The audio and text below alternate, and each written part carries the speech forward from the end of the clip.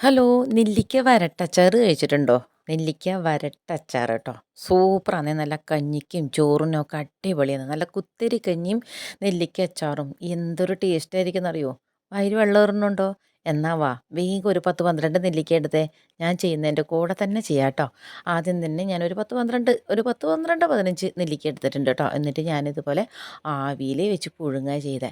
അപ്പോൾ ആവിയിൽ പുഴുങ്ങിയൊക്കെ വെച്ച് കഴിഞ്ഞാൽ നിങ്ങൾക്ക് അതിന് മക്കളുടെ കയ്യിൽ കൊടുക്കാം. കുഞ്ഞു മക്കളൊക്കെ ഉണ്ടെങ്കിൽ കുഞ്ഞു മക്കളുടെ കയ്യിൽ കൊടുക്കുക.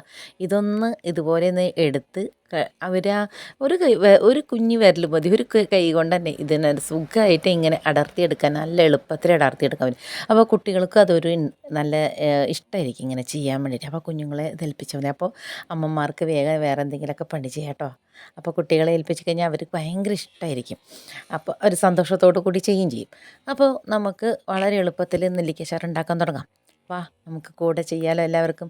വേഗം ആവിയിൽ പുഴുങ്ങിയ നെല്ലിക്കനെ ഇതുപോലെ എടുത്തിട്ട് ഇങ്ങനെ അടർത്തിയെടുത്തതിന് ശേഷം ഞാനിതിൽ ഇഞ്ചി ഇട്ടിട്ടില്ല കേട്ടോ. ഇഞ്ചി ചിലപ്പോൾ ചിലവർക്ക് ഇഷ്ടപ്പെടില്ല, ചോയ ഇഷ്ടപ്പെടില്ല. പിന്നെ അതുമല്ല ഇഞ്ചി ഇടയിൽ കടിക്കുമ്പോൾ അതുകൊണ്ട് ഞാൻ ഇഞ്ചി ഇട്ടിട്ടില്ല. അപ്പോൾ ഇതിലേക്ക് വേണ്ടതെന്ന് പറഞ്ഞിട്ടുണ്ടെങ്കിൽ നല്ല അടിപൊളി കാന്താരി കിട്ടി.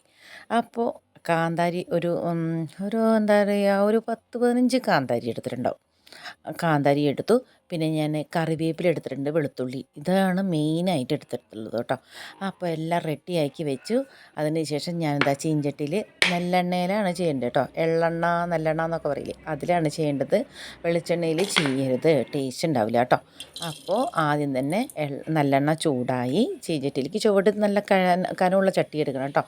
അതിലേക്ക് എണ്ണയൊക്കെ ചൂടായതിന് ശേഷം ഉലുവ ഒരു 1/4 സ്പൂൺ ഉലുവ എടുത്തു. അത് വറുത്ത് അത് ഞാൻ മാറ്റി വെച്ചു.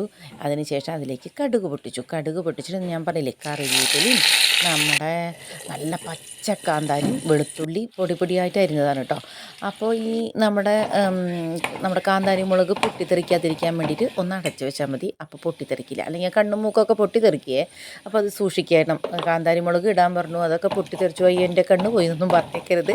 അതുകൊണ്ട് അടച്ച് വെച്ചിട്ട് അതിനെ റെഡിയാക്കി വയ്ക്കുക. അതിന് ശേഷം അതിലേക്ക് ആവശ്യത്തിന് മുളക് പൊടി ഇട്ടാൽ, ഞാനൊരു 2 3 സ്പൂൺ മുളക് പൊടി ഇട്ടുണ്ട്. അച്ചാറിന് മുളക് പൊടി ഇല്ലാണ്ട് ടേസ്റ്റ് ഉണ്ടാവില്ല.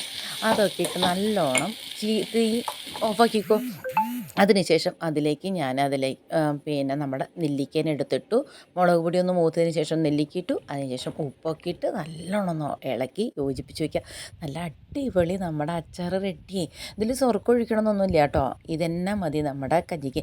അഥവാ കുറച്ച് കുറുന്നനെ ചാറ് വേണമെന്നുള്ളവരാണെങ്കിൽ നമ്മുടെ ചൊറുക്കി ഉണ്ടല്ലോ, സെറുക്ക, അത് ഒഴിക്കുക. അപ്പോൾ ഇഷ്ടമായി ലൈക്ക് ചെയ്യുന്ന ഷെയർ ചെയ്യാൻ മറക്കരുത്. Thank you.